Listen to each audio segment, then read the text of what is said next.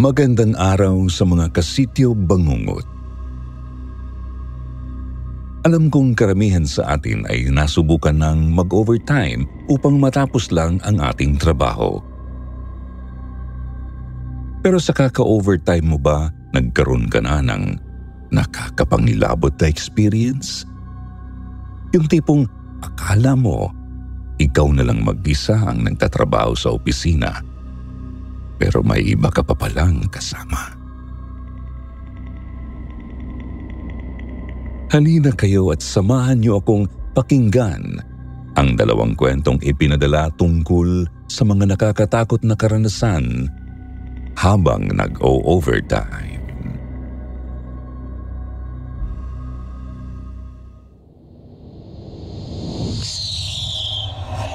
Duguang bata.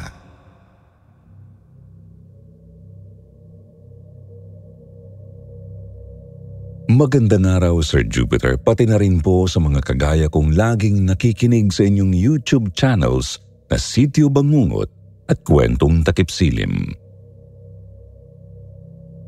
Ako po si Harvey, 28 years old, nakatira sa Makati at nagtatrabaho sa isang advertising agency. Itong karanasan po na isi-share ko sa inyo ay nangyari bago pa nagkaroon ng pandemic.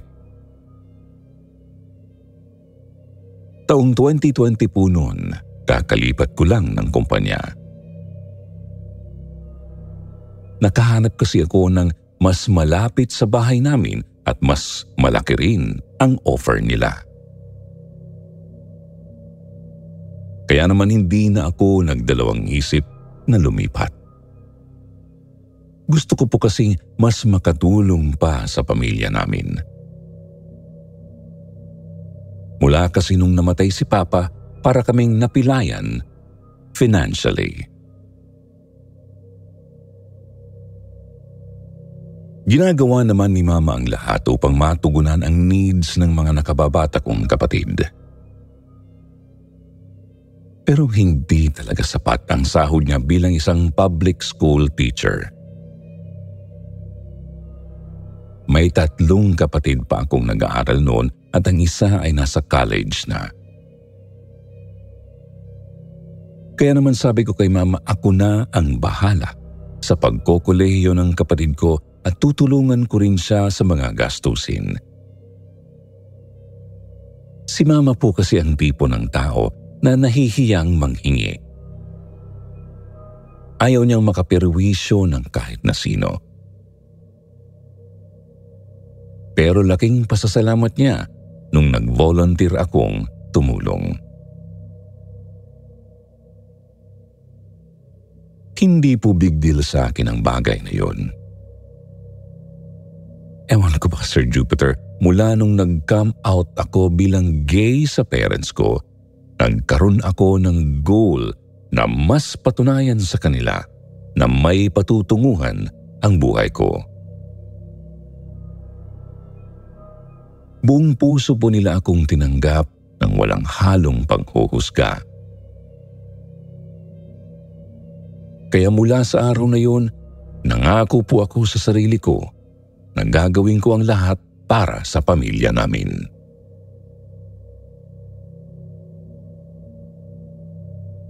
Sir Jupiter, mula po nung makapasok ako sa bago kong trabaho, palagi na akong kinokomend ng management dahil magaling raw ako. Sa unang buwan ko pa lang doon ay nakita na nila ang potential ko. Sobrang saya ko naman dahil nare-recognize ang efforts ko.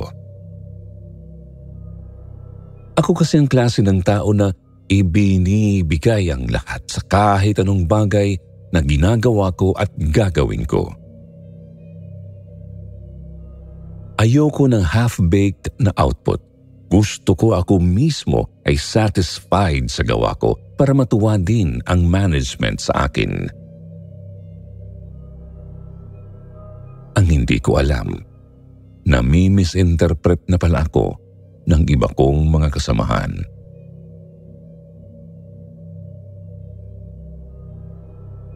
Sabi ng office mate kong si Tanya, may mga naiinggit daw sa akin. Pinagchichismisan daw ako sa pantry kasi sa tingin nila, bida-bida raw ako at sumisip-sip sa management. Hindi ako confrontational na tao kaya kinimkim ko na lang ang naramdaman kong disappointment noon.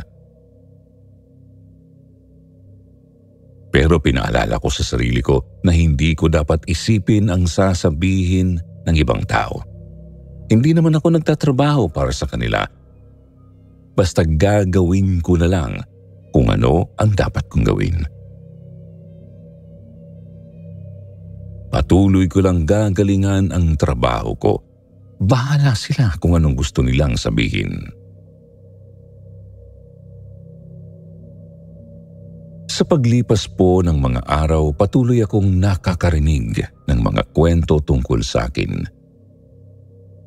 Na hindi ko na nga alam kung sino pa ang totoo sa akin sa office. Naramdaman kong toxic na ang work environment.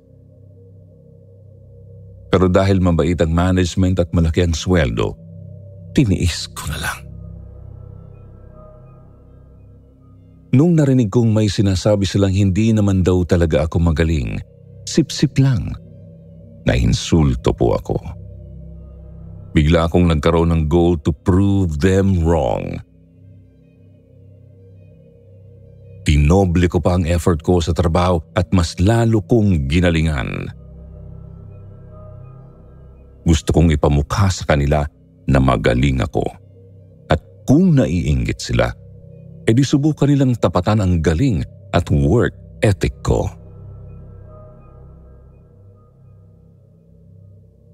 Hanggang sa may dumating na major client sa kumpanya namin. Binigyan kami ng challenge ng management. Kung sino ang makakapag-present ng pinaka-impressive na output, magkakaroon raw ng mas malaking chances or opportunity for promotion. Natuwa po ako, Sir Jupiter, dahil alam kong malaki ang maitutulong nun sa pamilya namin. Pag na-promote ako, mas magkakaroon pa ako ng malaking sahod. Tsaka mas makakapag-ipon din ako at magkakaroon ng budget for my travel goals. Kaya nangako talaga ako sa sarili ko na mas gagalingan ko pa sa pagkakataong yun. Sisiguraduhin ko na yung output ko ang magugustuhan nila at ako ang makakakuha ng promotion.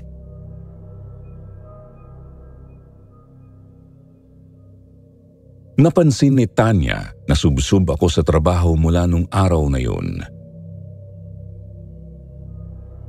Binibiro pa nga niya ako na kalmahan ko daw ng konti. Baka mahirapan silang tapatan ako. Tumawa lang ako at hindi na nagkomento. Pero narinig ko ang iba kong mga kasamahan na nag-uusap.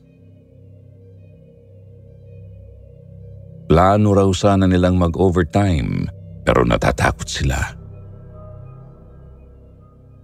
May kumakalat raw kasing kwento na may batang multo ang paggala-gala sa office namin.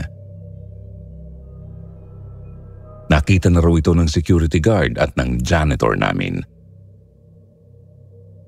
Ayon sa kanila, sobrang putla daw ng nasabing bata. Duguan at itim na itim ang mga mata. At dahil hindi naman ako naniniwala sa mga multo, hindi ko na lang pinansin ang usapan nila.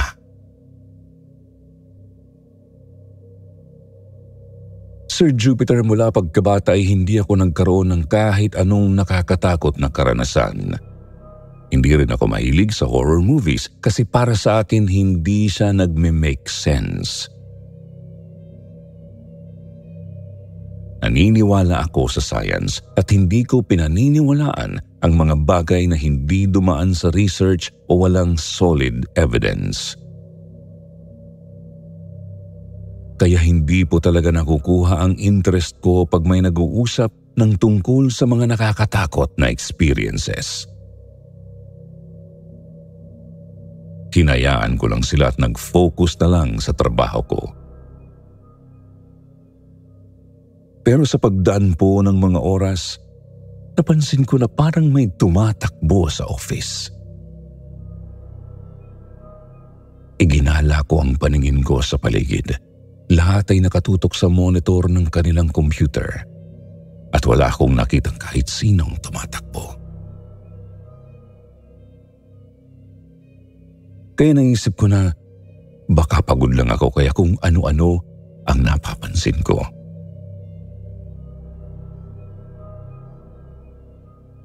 Tumayo muna ako para mag-take ng break. Naisip kong lumabas at bumili ng kape sa isang coffee shop na nasa baba lang ng building namin. Pero bago yun ay nagbanyo muna ako. Around 2 p.m. na noon at ako lang mag-isa sa loob ng banyo. Mabilis lang akong umihi at pagkatapos ay naghugas na ng kamay. Pero natigilan po ako nang napansin kong parang may naririnig akong batang tumatawa sa loob ng banyo.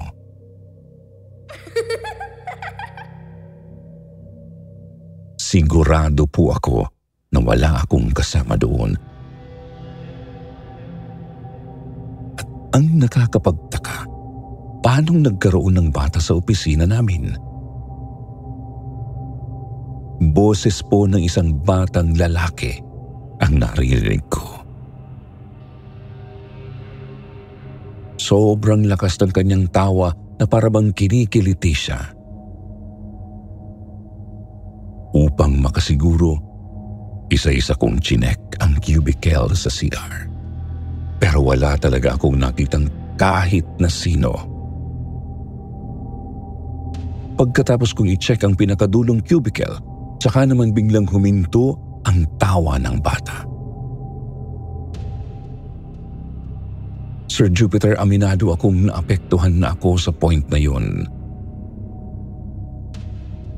Kinilabutan po ako dahil naramdaman kong may kakaiba talagang nangyayari.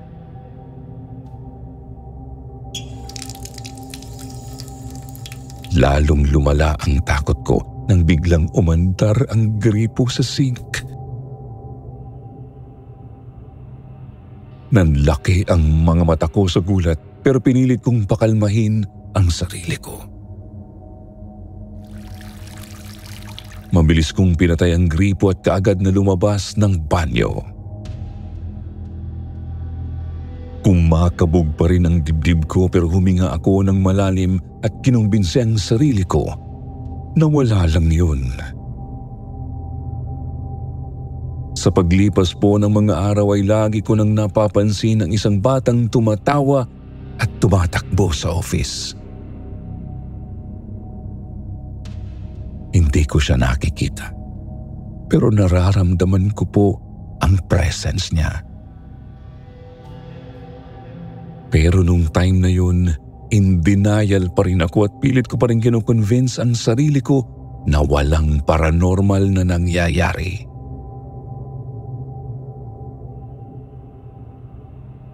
Hanggang sa isang gabi, nangyari ang isang karanasan na bumago sa paniniwala ko. Biyernes po yun ng gabi. Papalapit na ang deadline ng ginagawa kong output at hindi pa rin ako satisfied sa nagagawa ko. Marami pang kulang at konti na lang ang oras ko para tapusin yun. Kaya naman nag-decide na akong mag-overtime. Tutal wala namang pasok kinabukasan. Naalala ko ang kwentuhan ng mga katrabaho ko tungkol sa isang batang multo na nagpaparamdam daw sa office pag wala ng tao. Pero binaliwala ko lang po yun dahil nga in denial pa ako. Naalala ko pa nga na bago umuwi si Tanya, sinabihan niya akong wag raw akong magtatagal sa office ng mag-isa. At hanggat maaari, umuwi daw ako bago pa mag 8 p.m. Sabi raw kasi ng guard at ng janitor namin, madalas nagpapakita ang batang multo sa oras na yon.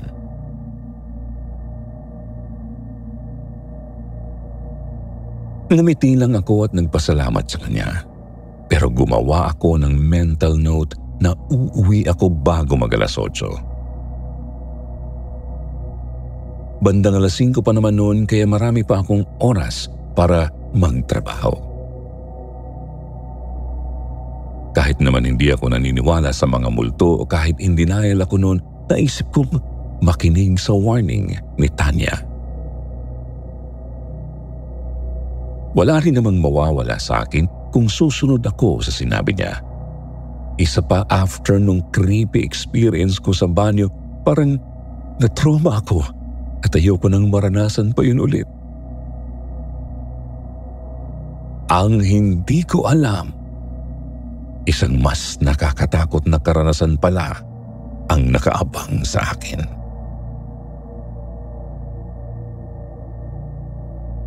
Dahil masyado akong naging focused sa ginagawa ko, halos hindi ko na namalayan ang pagtakbo ng oras. Ako na lang mag-isa sa office noon at sa awa ng Diyos, wala naman akong naramdamang kakaiba o masyado lang akong busy kaya hindi ko napansin. Mabuti na lang po at nag-set ako ng alarm kaya by 7:40 p.m., tinapos ko na ang ginagawa ko. Niligpit ko na ang mga gamit ko, pinatay ang computer at kagad nang umalis. Wala pa rin akong napansin o naramdamang kakaiba noon, Sir Jupiter. Masaya ako na marami akong nagawa sa overtime ko and at the same time, nakaalis ako bago mag-alas 8 ng gabi.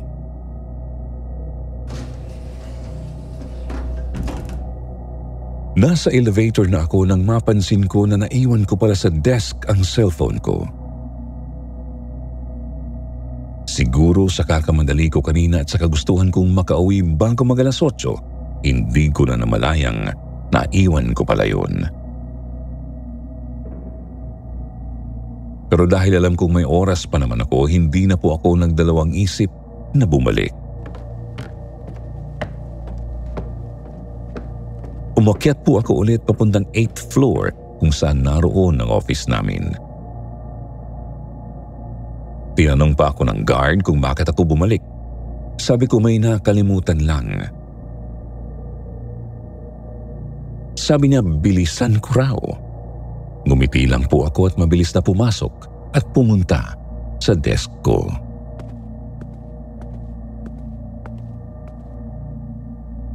Medyo madilim na noon sa office. 2 ilaw na lang ang naka-on. Sa kamalas-malasan, nasa gitna pa ang desk ko. Mabilis naman po akong nakarating doon at kaagad na nakuha ang cellphone ko. Aalis na po sana ako pero natigilan ako nang marinig ko na naman ang pamilyar na tawa ng isang bata.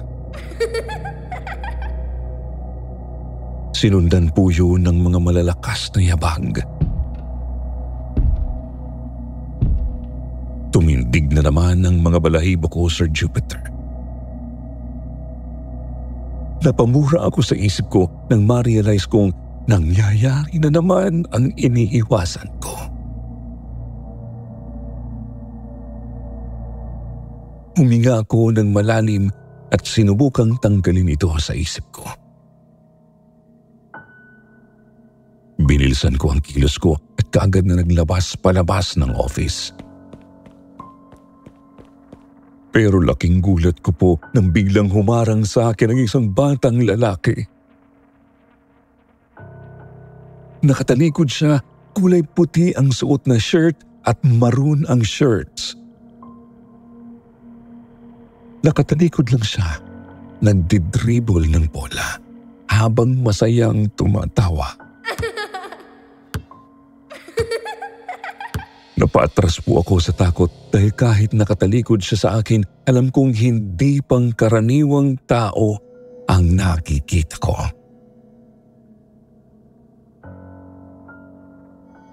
Dahan-dahan po siyang lumingon sa akin at halos maputulan ako ng hininga sa aking nakita. Maputlang-maputla ang batang lalaki. Duguan ang kanyang mukha at wala kang ibang makikita sa kanyang mga mata kundi kulay itim. Tawa siya ng tawa at nakikita ko ang napakaraming dugo sa kanyang bibig. Sa katunayan, pati ang mga dugo sa paligid ng kanyang ngipin ay malinaw kong nakikita.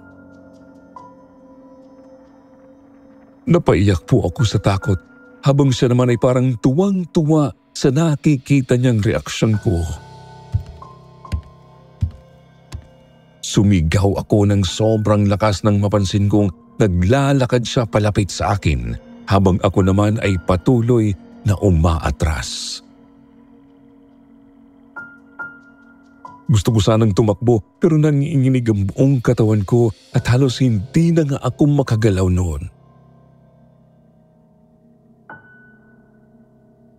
Sir Jupiter, dahil sa panghihina ng katawan ko, nadapa po ako habang patuloy sa pagsigaw ng malakas.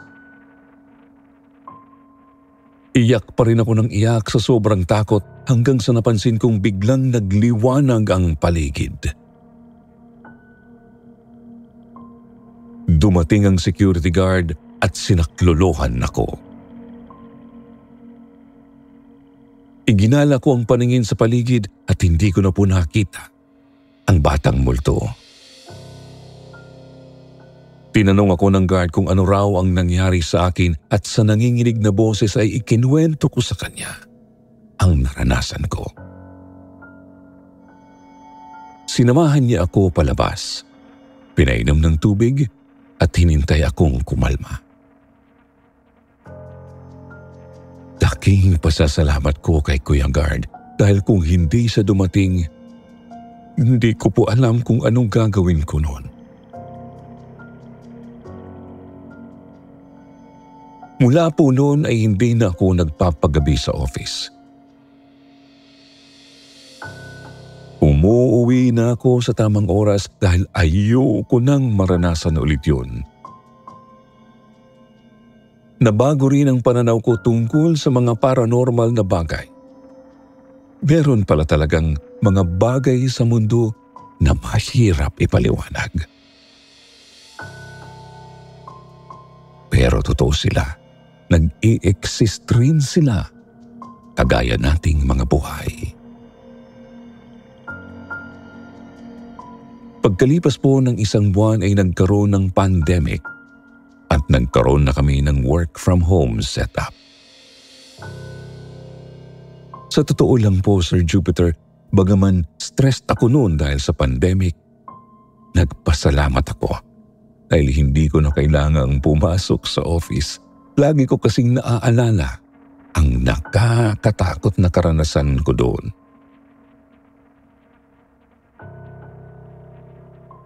Sa ngayon po ay nasa same company pa rin ako. Pero last year ay lumipat na kami sa ibang office. Hybrid po ang setup namin at 2 days per week lang kaming required na pumasok sa office. So far, wala na akong mga naranasang nakakatakot na bagay sa office. Pero hanggang ngayon, nandito pa rin ang trauma at takot ko na mangyari ulit yun.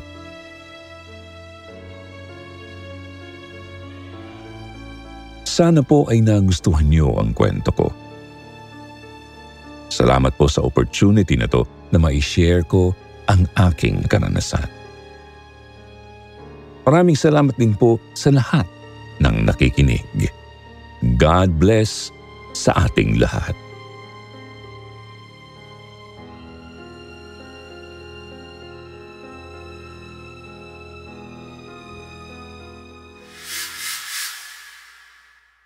Workaholic Team Leader.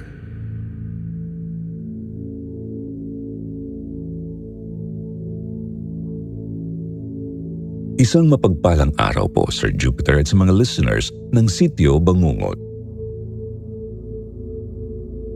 Tawagin niyo na lang po akong Lalaine. 30 years old at taga Quezon City at 12 years nang nagtatrabaho sa BPO industry.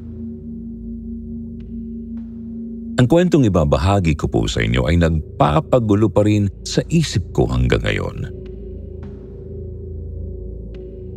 Dati po kasi hindi ako naniniwala sa mga kwentong paranormal.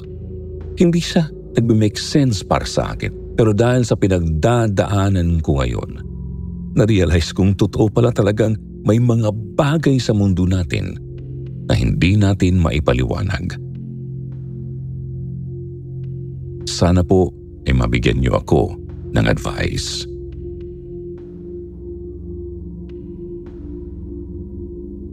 Three months ago ay na-promote po ako bilang isang TL o team leader. Matagal na ako sa BPO industry at sa kumpanya namin. Isa ako sa mga tinatawag nilang tenured agents at sa akin lumalapit ang mga newbies pag nahihirapan sila sa process.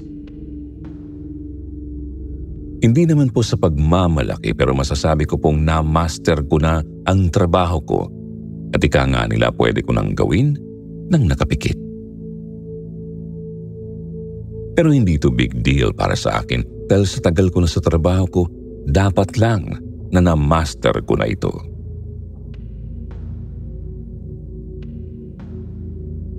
Ilang beses na akong inalok ng management ng promotion. Halos taon-taon silang nag-o-offer pero hindi ko tinatanggap. Sir Jupiter, hindi po kasi ako risk taker.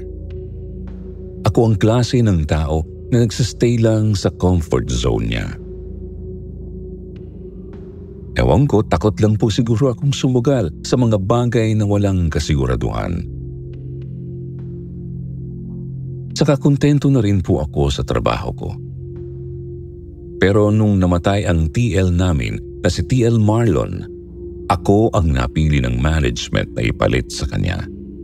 Kinausap ako ng masinsinan ng operations manager namin at ipinaliwanag niya sa akin na wala silang ibang nakikitang pwedeng maging TL bukod sa akin. Maraming magagaling pero hindi pa raw sila ready for a leadership position.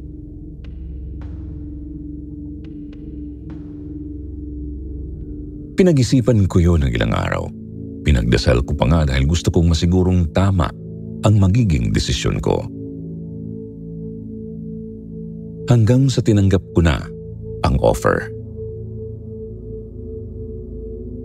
Marami sa mga kasamahan ko ang natuwa. Finally, TL na raw ako. Long overdue na nga daw sabi nila. Pero dun na po nagsimula ang weird na mga pangyayari.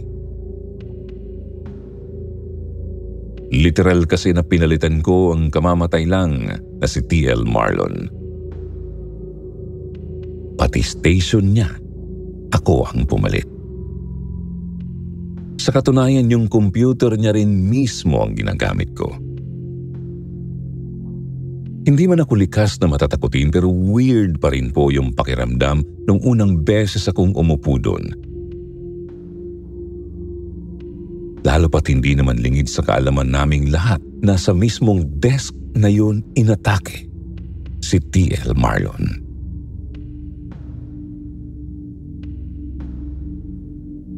Halos magkasabay lang kaming pumasok ni TL Marlon sa kumpanya. Mula pa lang noong agents kami, kapansin-pansin na talaga ang galing niya. Mataas palagi ang scores niya at napaka-consistent rin niya. Kaya naman hindi na ako nagtaka nung naging SME siya o Subject Matter Expert. Hanggang sa patuloy na nga siyang umangat at naging team leader. Sa umpisa ay gustong-gusto namin ang pamamalakad niya. Napaka-caring at understanding naman kasi niya sa mga agents niya. Pero hindi ko alam kung ano ang eksaktong nangyari kasi bigla na lang po siyang nagbago. Naging mainitin ang ulo niya at hindi na siya kasing approachable gaya ng dati.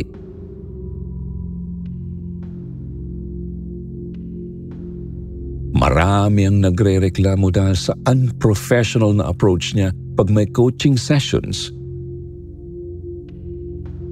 Walang araw na hindi siya galit. Natatakot sa kanya ang mga agents, lalo na yung mga baguhan pa lang. Hindi ko po in-expect na magiging isang terror leader siya. Ang sabi ng iba, nadala raw ng pressure from the upper management si T.L. Marlon. Marami din ang nagsasabing kinain na siya ng sistema at hinayaan niyang lamunin siya ng posisyon niya.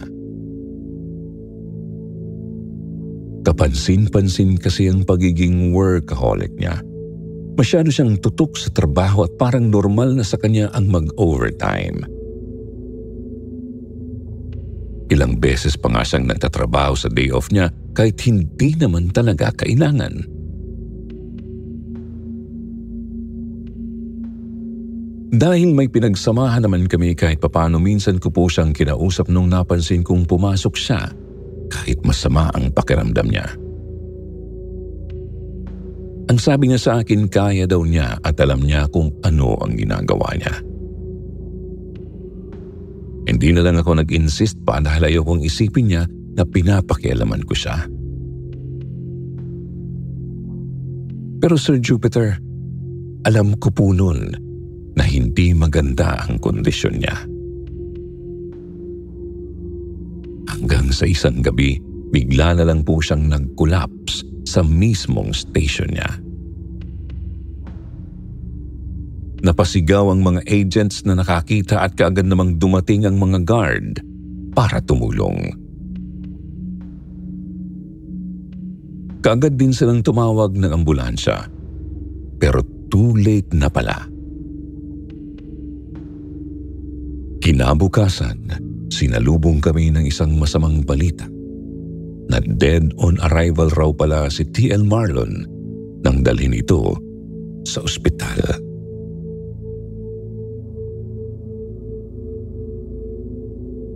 Siningil na ito ng katawan nito dahil sa pag-overwork. May heart condition raw pala ito na itinago lang nito sa aming lahat.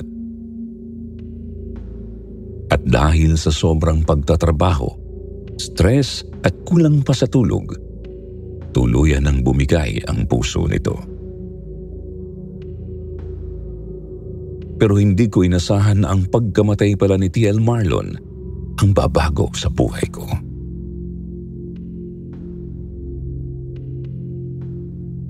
Isang beses po nag-overtime ako dahil may kailangan akong tapusing report. Bilang bago pa ako sa position ko bilang isang TL, hindi pa ako ganun kabilis gumawa ng reports. Kaya hindi ko talaga natatapos kaagad ang lahat ng tasks ko.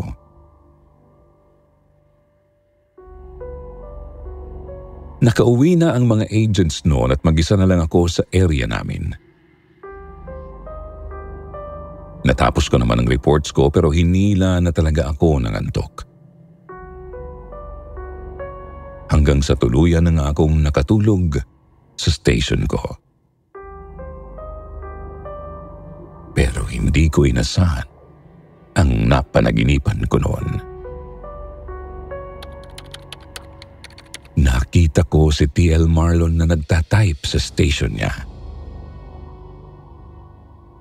Tinawag ko siya at nang lumingon siya, sobrang putla ng kanyang mukha at lumuluha siya ng kulay itim na dugo. Sumigaw siya ng sobrang lakas at pinaulanan ako ng mga mura. Ramdam na ramdam ko ang galit niya sa akin, dahilan para makaramdam ako ng labis na takot.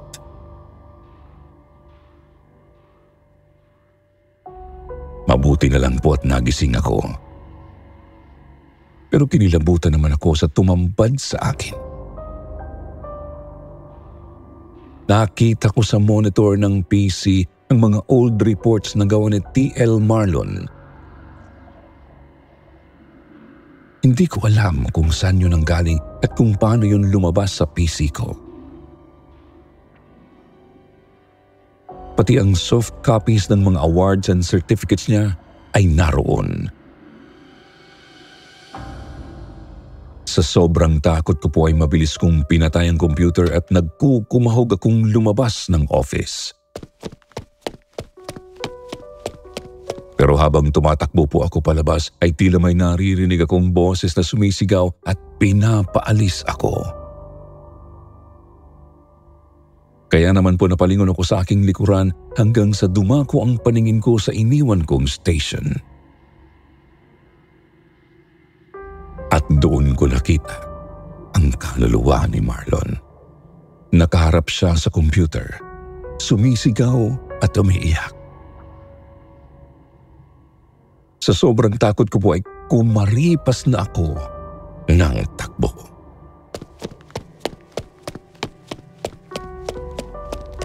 Inerace ko po sa meeting namin ang tungkol sa nangyari at nag-decide ang management na ilipat ako ng ibang pwesto. Ipapabless din daw nila hindi lang ang dating station ni T.L. Marlon kundi pati ang buong office.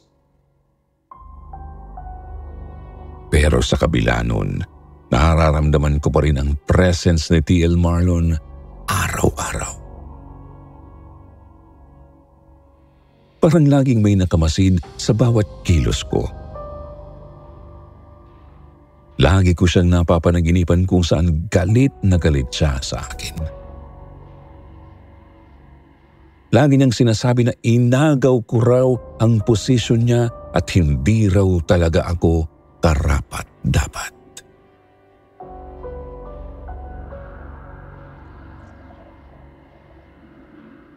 Sa tingin niyo po ba, ang kaluluwa talaga ni T.L. Marlon ang bumibisita sa panaginip ko? O di kay resulta lang ito ng naging karanasan ko? Maybe may psychological explanation to at talagang na-traumatized lang ako sa nangyari. Araw-araw ko pa rin siyang napapanaginipan at hindi rin ako mapakali sa office kahit na maraming tao doon at wala akong dapat na ikatakot. Minsan nga ay naiisip ko na lang na i-give up na lang ang TL position ko. Pero hindi ko ginagawa ito dahil ayokong pakawalan ang isang malaking opportunity para mag-grow ako financially at professionally. Ano po sa tingin niyo ang kailangan kong gawin upang bumalik na sa normal ang lahat? Lagi naman po akong nagdarasal ng taimtim. Pero sa tingin niyo po ba kailangan ko na ring lumapit sa isang profesional upang matulungan ako?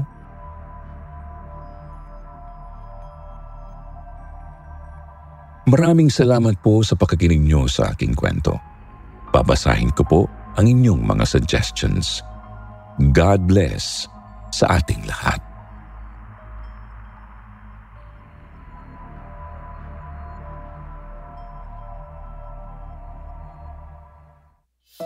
At ngayon naman, eto ulit ang inyong paboritong shoutout portion. Shoutout kay Daniel Banhawan, Mila, Boss Dabi, Angelo Galiosa, Carding Masantol, Diamond Kim, Carol Donato, Cyril Ramos, Nela Tienza, at Fe Bragas. Basahin naman natin ang ilan sa mga magagandang komento mula kina Herminia Pascual at Angelo Galiosa. Sabi ni Herminia, "Good evening, listening from Singapore. Habang nagpapatulog ng alaga ko, ganito ako palagi habang nagpapatulog ng bata kahit sa afternoon. Nakaka-relax kasi at nawawala ang stress ko. Sabi naman ni Angelo, "Good evening po Sir Jupiter, pa-shoutout naman po kahit pa-birthday gift mo na lang po sa akin. Mag-isa na lang po ako sa buhay, wala na akong mga magulang." Thank you po. Happy birthday at good evening sa iyo, Angelo. Salamat sa iyong palagiang pakikinig sa aming channels. Sa mga hindi po nabanggit, sa susunod na lang po, huwag niyo pong kalimutang mag-reply sa ating shoutout box na nasa comment section para ma-shoutout ang inyong pangalan. Muli po mula sa bumubuo ng kwentong takip silim at sityo Bangungot, ito ang inyong lingkod, Jupiter Torres. Nagpapasalamat.